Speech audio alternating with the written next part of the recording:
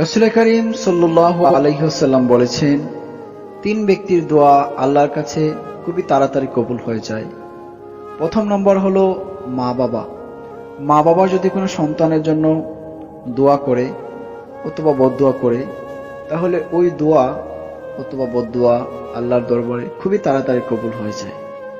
দ্বিতীয় নম্বর হলো কোনো নির্যাতিত ব্যক্তি, যার উপর জুলুম করা হয়েছে, অন্যায় করা হয়েছে, অত্যাচার করা হয়েছে, অন্যায়ভাবে যার উপর অত্যাচার করা হয়েছে, ওই নির্যাতিত ব্যক্তি, নিপীড়িত ব্যক্তি, অত্যাচারিত ব্যক্তি যদি আল্লাহর কাছে হাত তোলে, তাহলে ওই দোয়াটা আল্লাহর কাছে খুবই তাড়াতাড়ি কবুল হয়ে যায়।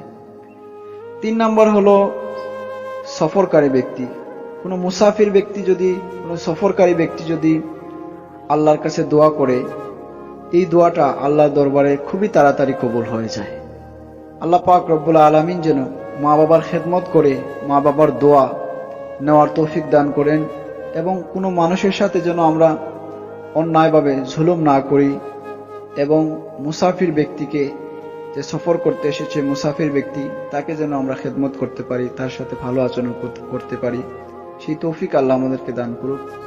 আমিন।